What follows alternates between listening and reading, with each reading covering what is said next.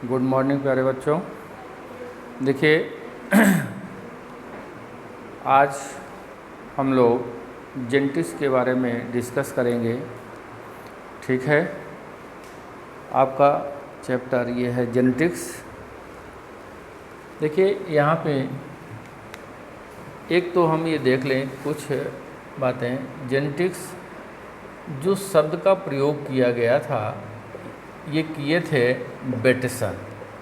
कभी कभी हम लोग गलत कर देते हैं और कह देते हैं ग्रेगर जॉन मेंडल। ठीक है, तो जेनेटिक्स शब्द का प्रयोग बेटसन के द्वारा किया गया था, न कि ग्रेगर जॉन मेंडल के द्वारा किया गया था। ठीक, अब यहाँ पर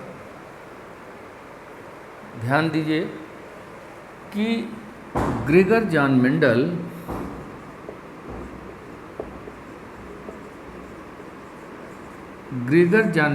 को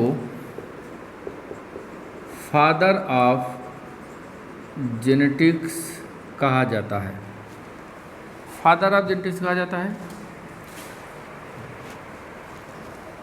फादर ऑफ जेनेटिक्स कहेंगे ग्रेगर जॉन मेंडल को। ठीक है, अब यहाँ पे ये देखें कि जेनेटिक्स की डिफिनीशन क्या होगी,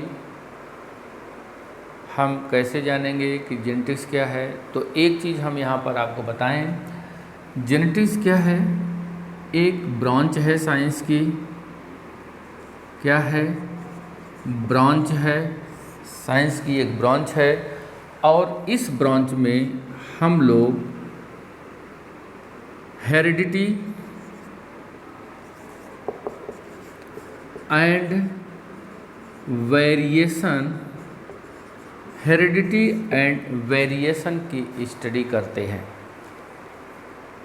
ठीक है, तो साइंस की या बायोलॉजी की एक ऐसी ब्रांच जिसके अंतर्गत हेरिडिटी आनुवंशिकी एवं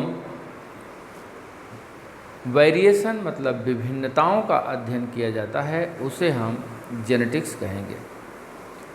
ठीक है, अब ये हमको देखना है कि इस हेरिडिटी के अंतर्गत क्या होता है। इस हेरिडिटी के अंतर्गत यहाँ पर हम ये देखते हैं पेरेंटल।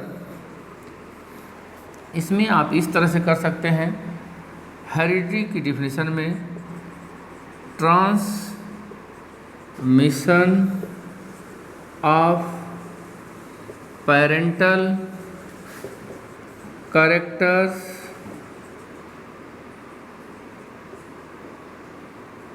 Into of spring. अर्थात यहाँ पर ये कहा जा रहा है पेरेंट्स के कैरेक्टर का ट्रांसफ़र होना, स्थानांतरण होना, कहाँ पर? उनकी संतानों में, उसे हम हेरिडिटी कहेंगे। अर्थात यहाँ पर पेरेंटल कैरेक्टर्स कैसे उनके संतानों में ट्रांसफ़र होता है, इस बात का हम लोग यहाँ पर अध्ययन करेंगे। दूसरी बात बेटा यहाँ पे ये देखना है कि ये जो वेरिएशन है, विभिन्नता है, इसमें हम क्या देखते हैं,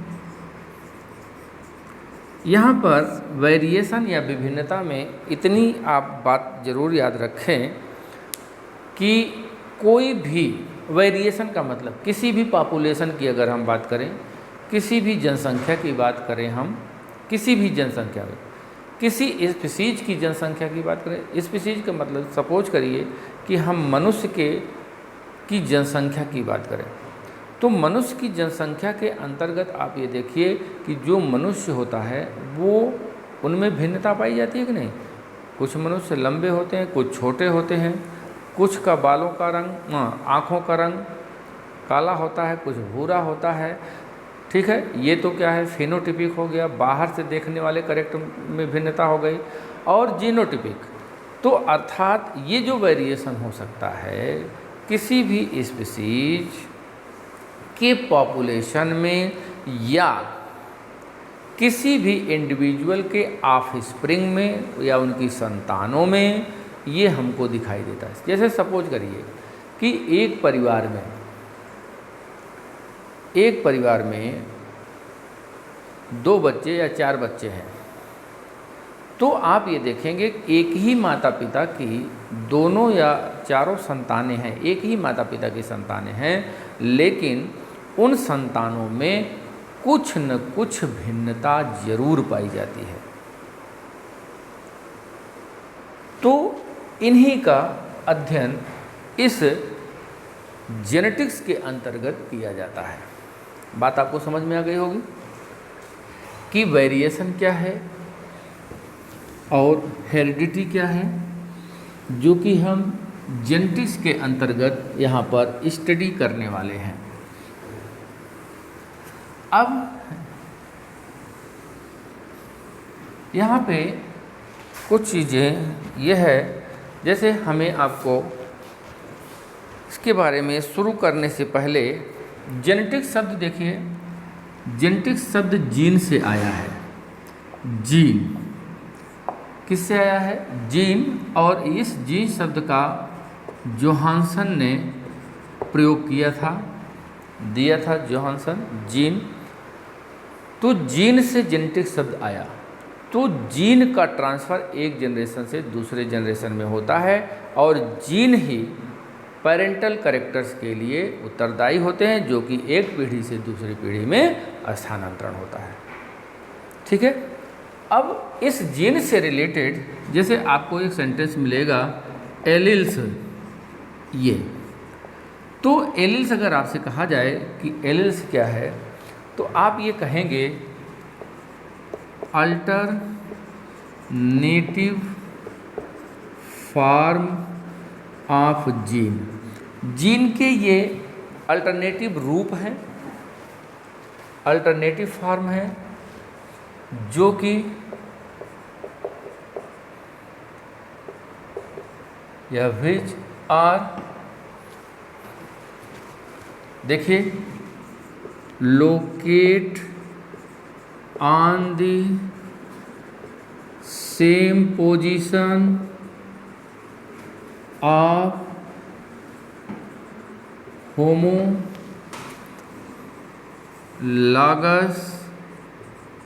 क्रोमोसोम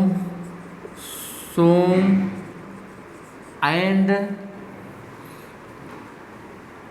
एक्सप्रेस सेम कैरेक्टर्स। अब जरा देखिए यहाँ पे, जैसे सपोज करिए कि ये होमोलॉगस क्रोमोसोम है, ये देखिए, और ये यहाँ पर एक ए ये है, ये देखिए, अर्थात इसी को हम अगर हम इसको कैपिटल ए से रिप्रेजेंट कर रहे हैं तो ये भी कैपिटल ए है, ये होमोलॉगस क्रोमोसोम है। तो इन्हीं को हम एलील कहते हैं। यही कहा गया है कि ये एलील क्या है? जीन के अल्टरनेटिव फॉर्म है, अर्थात एक रूप है जीन को ही जो आप प्रदर्शित कर रहे हैं, और ये जो जीन होते हैं, ये जो एलील्स होते हैं, जो कि जीन के रूप में आपके सामने हैं, ये होमोलॉगस क्रोमोसोम पे पाए जा रहे हैं। तो ये जो एलील्स होंगे होमोलॉगस क्रोमोसोम के सेम पोजीशन पे, अगर ये इस पोजीशन पे है तो होमोलॉगस क्रोमोसोम इसका ये है, तो यहाँ पर भी ये होगा, और जो करेक्टर ये एक्सप्रेस करेगा वही करेक्टर ये भी एक्सप्रेस करेगा, वही करेक्टर यहाँ पर भी दिखाई देगा। ठीक है। तो इसी तरह से एलील्स यहाँ पर हो सकते हैं, ये जीन के अल्टरनेटिव रूप हैं। आपको डिफिनेशन समझ में आ गई होगी। एलील्स क्या है? जीन के एक अल्टरनेटिव रूप हैं जो कि समजात गुणसूत्रों पर पाए जाते हैं और इनकी जो पोजीशन होती है वो सेम होती है। ठीक है। और दूसरी बात यहाँ पर यह है कि ये सेम कैरेक्टर्स को एक्सप्रेस करते हैं। ठीक है। 1-2 क्रोमोसोम ये पेयर ऑफ जीन है, और कुछ कंफ्यूज मत करिएगा, सिर्फ इतना जानिएगा कि यह एलील्स क्या है, जीन का एक अल्टरनेटिव फॉर्म है, जो कि कहाँ पाया जाएगा, होमोलॉगस क्रोमोसोम पे पाया जाएगा और सेम पोजीशन पर पाए जाएंगे। जैसे एक क्रोमोसोम ये है, अगर ए नाम का एलील यहाँ पर है तो दूसरे होमोलॉगस क्रोमोसोम के उसी पोजीशन पर ये उस वही जीन यहाँ पर पाया जाएगा, जिसको हम ए से दोनों को यहाँ पर रिप्रेजेंट कर रहे हैं। तो ये क्या है, एलील्स है, पेयर में यहाँ पर है और ये होमोलॉगस क्रोमोसोम पर पाए जाएंगे। ठीक है, इस तरह से आगे आपको कुछ और सेंटेंस देखने को मिलेगा, जैसे होमोजाइगस और हेटेरोजाइगस। देखिए, एक चीज़ हम लोगों ने 11th में कई जगहों पर पढ़ा था कि जो स्पर्म होता है और जो एग होता है, जब इन दोनों के बीच फर्टिलाइजेशन होता है तो यहाँ पर जाइगोट बनता है। ये देखिए, चूँकि इस स्पर्म में और इस एग में क्या है, क्रोमोसोम है, गुणसूत्र हैं और इन गुणसूत्रों पर जीन पाए जाते हैं, अर्थात एलील हैं। ठीक है, तो यहाँ पर हम ये देखते हैं कि इसी जाइगोट को दो रूपों में यहाँ पर प्रेजेंट किया गया है, एक होमो और दूसरा हेटेरो। अब जरा से देखिए, सपोज करिए कि अगर स्पर्म में कैपिटल टी और एग में स्मॉल टी है, तो जब दोनों फर्टिलाइज होंगे तो यहाँ पर एक कैपिटल टी होगा और एक स्मॉल टी होगा। तो एक कैपिटल टी दूसरा स्मॉल टी, ये अलग अलग हो गए ना, तो इसको हम क्या कहेंगे, ये हेटेरोजाइगस कहेंगे। ठीक है, जब जीन यहाँ पर अलग अलग होंगे तो उसको हेटेरोजाइगस कहेंगे। और इसी तरह से अगर हम ये देखें कि कैपिटल टी यहाँ भी है, कैपिटल टी यहाँ भी है और दोनों का फर्टिलाइजेशन हुआ, कैपिटल टी यहाँ पे बना, तो ये क्या हो जाएगा, होमोजाइगस हो जाएगा। ये होमोजाइगस हो, होमोजाइगस की जो कंडीशन है वो डोमिनेंट में भी हो सकता है। कैपिटल टी कैपिटल मतलब कि कैपिटल से अगर प्रदर्शित किया जाएगा तो हम ये जानेंगे कि ये प्रभावी है। क्या है, प्रभावी है। और अगर इसी को हम स्मॉल से प्रदर्शित कर दे रहे हैं तो ये क्या हो जाएगा, अप्रभावी है। तो होमोजाइगस की कंडीशन क्या हो सकती है, प्रभावी हो सकती है और अप्रभावी हो सकती है, लेकिन हेटेरोजाइगस की केवल एक ही कंडीशन होगी। ठीक है, समझ गए आप। तो ये सब चीज़ें आपको सामने फेस करना है, इसलिए इनको जानना बहुत ज़रूरी था। चलिए, अब हम और कुछ टर्म्स आएंगे, जैसे बैक क्रॉस है, टेस्ट क्रॉस है, हम आगे उसको डिस्कस कर लेंगे। ठीक है,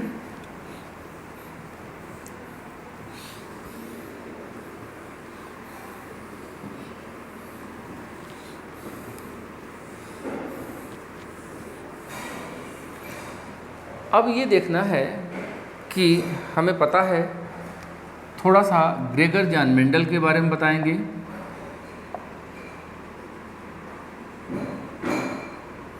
देखिए, ये ऑस्ट्रिया के ब्रूनो शहर के रहने वाले थे।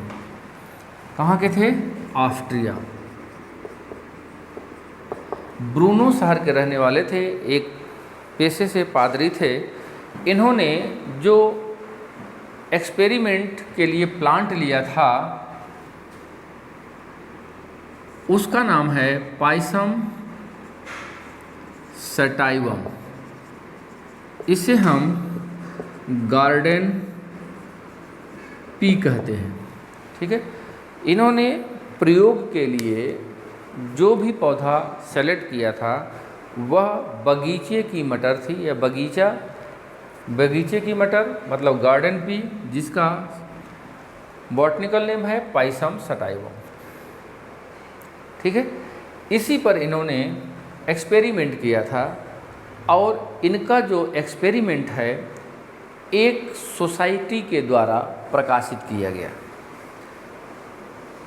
ठीक है, और ये जो सोसाइटी है इसका नाम है नेचुरल हिस्टोरी ऑफ सोसाइटी।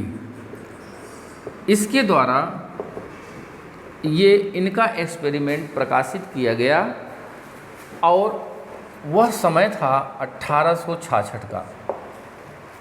ठीक है, तब इनके एक्सपेरिमेंट को लोगों ने उतना तवज्जो नहीं दिया, महत्व नहीं दिया गया।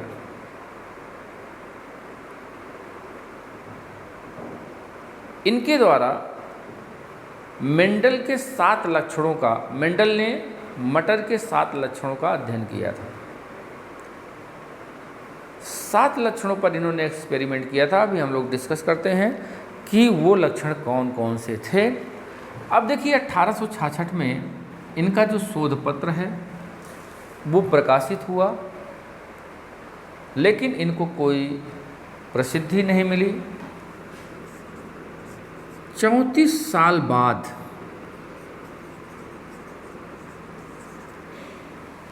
यहाँ पर सन 1900 में 3 साइंटिस्ट थे, Carl Correns, Hugo de bridge,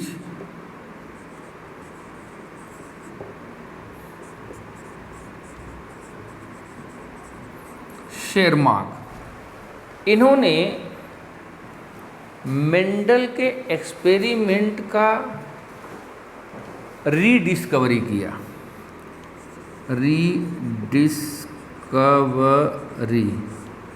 इन्हीं के द्वारा किया गया। किस सन में? 1900 में। तब जाकर के मेंडल के एक्सपेरिमेंट को बहुत प्रसिद्धि मिली, बहुत ख्याति मिली। और इसके बाद तब जेनेटिक्स के अंतर्गत मेंडल के 3 नियमों को आज जाना जाता है। मेंडल ने नियम को नहीं दिया था, तीनों नियम दिए गए थे इनके द्वारा, और ख़ास करके कार्ल कोरेंस ने दिया था। उन्होंने एक्सपेरिमेंट किया था, उनका शोध पत्र प्रकाशित हुआ, सब है। लेकिन जो हम लोग 3 नियम पढ़ते हैं उन नियमों को नाम के रूप में, मेंडल के नियम के रूप में उनको एक सम्मान देने का काम जो किया था वो कार्ल कोरेंस के द्वारा किया गया था। ठीक है, ये आपको बात क्लियर हो गई होगी। अब हम ये देखते हैं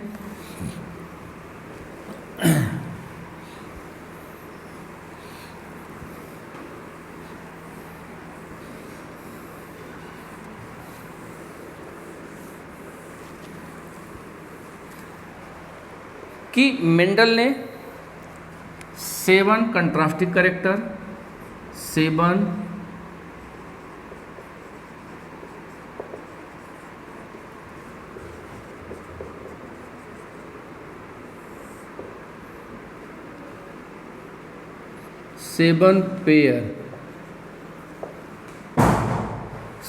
पेयर्स ऑफ कंट्रास्टिंग कैरेक्टर्स न हो 35 तक 7 पेयर्स ऑफ कंट्रास्टिंग कैरेक्टर को सेलेक्ट किया गया था। और ये जो कैरेक्टर्स थे ये पाइसम सटाइवम, ये सभी 7 लक्षण पाइसम सटाइवम के केवल 4 क्रोमोसोम पर पाए गए, सभी 4 क्रोमोसोम। ठीक है, और ये 4 क्रोमोसोम कौन था? Chromosome number 1, chromosome number 4, chromosome number 5, chromosome number 7। इसी क्रोमोसोम पर ये सभी कैरेक्टर्स पाए गए और ये सातों 7 जोड़ी विपरीत लक्षण, कंट्रास्टिंग कैरेक्टर मतलब 7 जोड़ी विपरीत लक्षण। विपरीत लक्षण का मतलब ये है, जैसे अगर हम लंबा शब्द बोलते हैं तो इसका विपरीत क्या हो जाएगा, बौना, ये चीज़ होती है। 7 जोड़ी विपरीत लक्षण। और अब ये 7 जोड़ी जो विपरीत लक्षण है ये कौन कौन सा था, इसको देखिए। नंबर 1, जैसे इन्होंने हाइट को ले लिया और इसके बाद यहाँ पर फ्लावर पोजीशन को ले लिया, फिर इसके बाद फ्लावर कलर को एक सेलेक्ट कर लिया और इन्होंने क्या किया, पॉड जो फली होती है, पॉड के शेप को लिया और पॉड के फली के कलर को लिया। ठीक है, इसी तरह से सीड के शेप को लिया और कॉटिलेडॉन कलर को इन्होंने कैरेक्टर के रूप में सेलेक्ट किया। तो ये देखिए, ये 7 कैरेक्टर को लिया इन्होंने। अब हम हाइट को देखें तो यहाँ पर आप देखेंगे कि कौन सा प्रभावी और कौन सा अप्रभावी है, इसको याद रखना है। जैसे यहाँ पे हम लिख दे रहे हैं डोमिनेंट और इधर हम लिख दे रहे हैं रिसेसिव, मतलब अप्रभावी लक्षण। हाइट को अगर हम यहाँ पे देखें तो कैपिटल T, यहाँ पर टाल डोमिनेंट था और ड्वार्फ ये बौना था। फ्लावर पोजीशन को हम देखते हैं तो फ्लावर पोजीशन में जो डोमिनेंट लक्षण होता है वो एक्सियल होता है और जो रिसेसिव होता है वो टर्मिनल होता है। टर्मिनल मतलब शीर्ष पर जो लगेंगे। एक्सियल का मतलब कि ऐसे फ्लावर जैसे हम लोग देखते हैं ये स्टेम है और यहाँ से पत्ती निकली या शाखा निकली, यहाँ पर जो फ्लावर निकलता है उसको हम एक्सियल कहते हैं और जो ऊपर निकल गया उसको हम टर्मिनल कहते हैं। ठीक है, तो टर्मिनल क्या है, रिसेसिव, एक्सियल, डोमिनेंट कैरेक्टर। इसी तरह से फ्लावर कलर में जैसे रेड और यहाँ पर हो गया वाइट। इसी तरह से पोर्ट शेप, इन्फ्लेटेड मतलब फूला हुआ और कॉन्स्ट्रिक्टेड सिकुड़ा हुआ। जो मटर की फली होती है उस फली जिसको हम लोग अपनी लैंग्वेज में, गांव की लैंग्वेज छीमी भी बोलते हैं, वो कोई आप देखते होंगे बहुत फूला होता है और इसके बाद जो है सिकुड़ा होता है, चिपका होता है। तो ये उस आधार पर फिर पॉड का जो कलर था ग्रीन यहाँ पर है, ये डोमिनेंट होगा और येलो यहाँ पर अप्रभावी होगा। इसी तरह से सीड का जो शेप है उन्होंने राउंड को डोमिनेंट कैरेक्टर के रूप में और यहाँ पर रिंकल्ड झुर्रीदार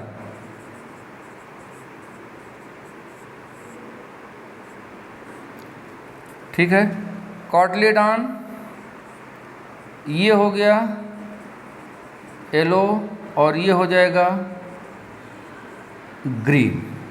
ये इस तरह से हम लोगों ने ये देखा कि 7 जोड़ी जो इनके द्वारा लक्षण लिया गया था वो है, और कौन से लक्षण प्रभावी के रूप में लिए गए थे और कौन से लक्षण अप्रभावी के रूप में लिए गए थे, ये आपके सामने है और इसकी स्टडी बहुत ज़रूरी है।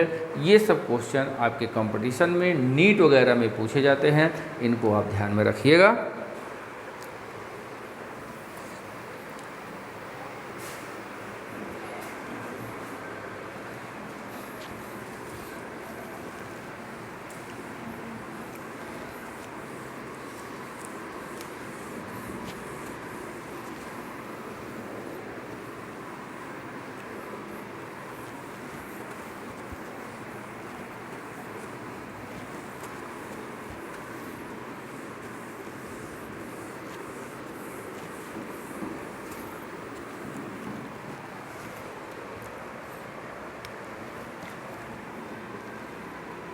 यहाँ पे देखिए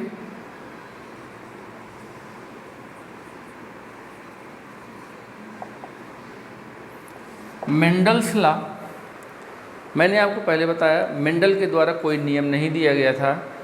ये जो नियम दिया गया था, इस नियम को देने वाले कौन थे? Carl Correns. इन्होंने बताया था, इनके जब एक्सपेरिमेंट का अध्ययन कार्ल कोरेंस ने किया तो वो नियम के रूप में 3 नियम में विभाजित किया इनके एक्सपेरिमेंट को, और उन तीनों नियमों को हम लोग देखते हैं।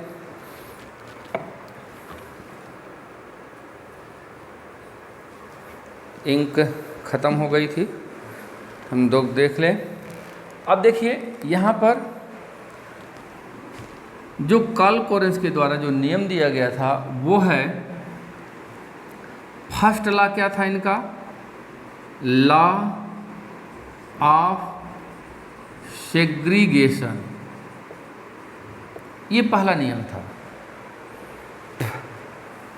या इसको कहते हैं law of purity of gamete. ठीक है। दूसरा था लॉ ऑफ डोमिनेंस, और तीसरा दिया गया लॉ ऑफ इंडिपेंडेंट असॉर्टमेंट। ये कार्ल कोरेंस ने मेंडल के सभी एक्सपेरिमेंट का कंक्लूजन को निकाल करके उसको ये 3 नियम में विभाजित कर दिया। अब ये 3 नियम हैं। अब इन नियमों को हम लोग पढ़ेंगे, क्या है लॉ ऑफ डोमिनेंस, क्या है लॉ ऑफ सेग्रीगेशन, क्या है लॉ ऑफ इंडिपेंडेंट असॉर्टमेंट। तो यहाँ पर सबसे पहले हम ये देखें, है first law law of segregation, लेकिन इसको हम पहले न देख करके लॉ ऑफ डोमिनेंस को देखेंगे। ठीक है।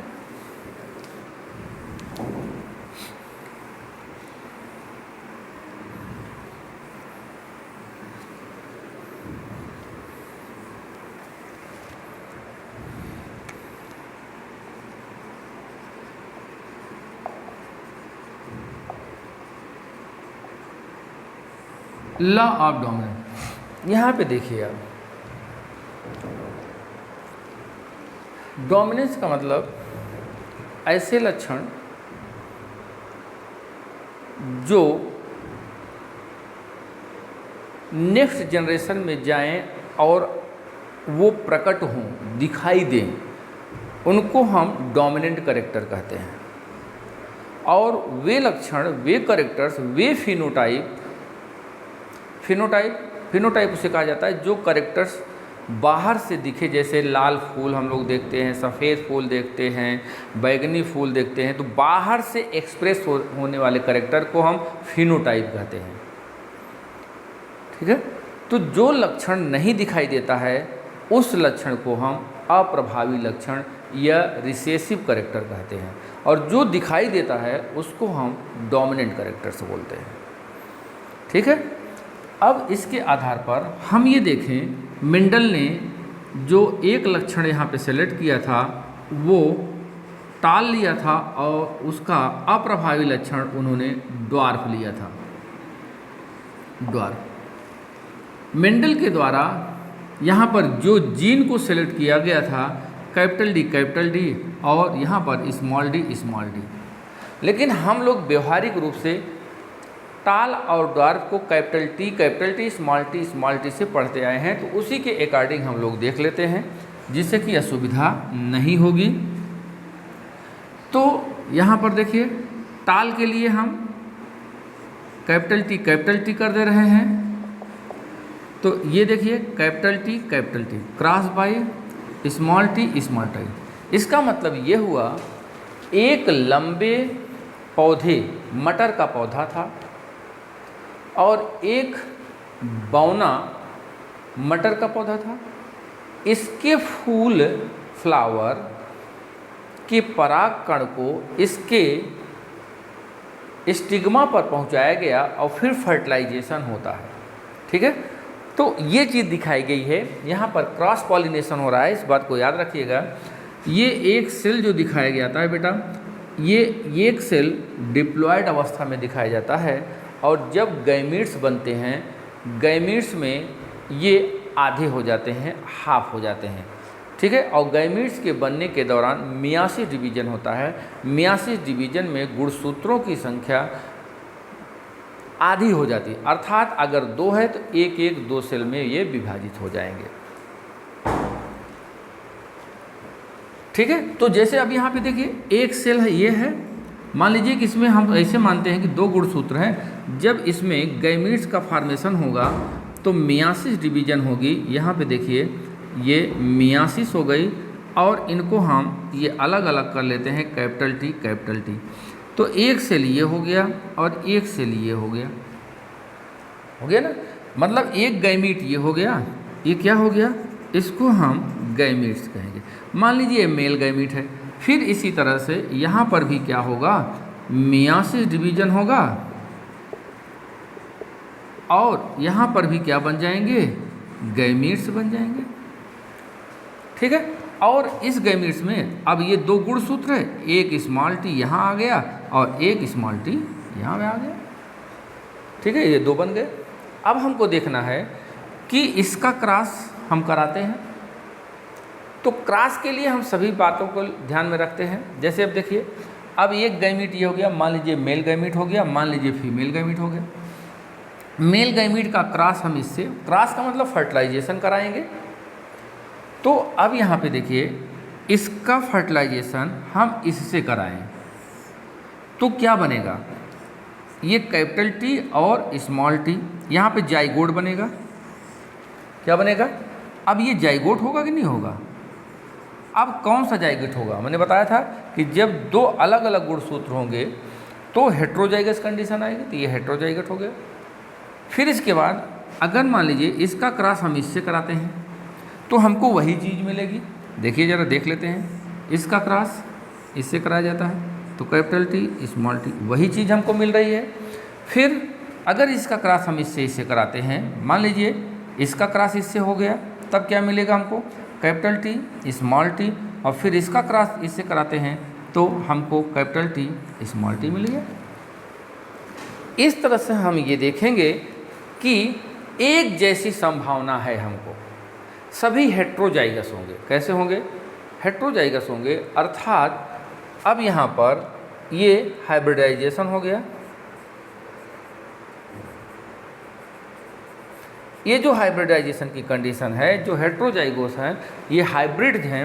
अब आप यहाँ पे देखिए कि इस कैपिटल टी, इस स्मॉल टी, यहाँ पे कैपिटल टी स्मॉल टी, ये जो यहाँ पर इसका बीज बन रहा है क्रॉस कराने के बाद, जब इसको बोया गया तो सभी पौधे लंबे हुए, अर्थात इस कैपिटल टी का जो लक्षण है, ये लक्षण इस बौने पौधे के लक्षण को दबा देता है, और लंबा पौधा का लक्षण बाहर निकल के आता है। ठीक है, इसलिए इस पहली जनरेशन में, पहली पीढ़ी में जितने पौधे होंगे सब टाल होंगे, जितने होंगे सब टाल होंगे। ठीक है, इसी को प्रभाविता का नियम कहते हैं। अब मेंडल ने क्या किया कि ये जो पहली पीढ़ी का बीज था पौधा, अब इसके बीज को इन्होंने ले लिया, इनके पौधे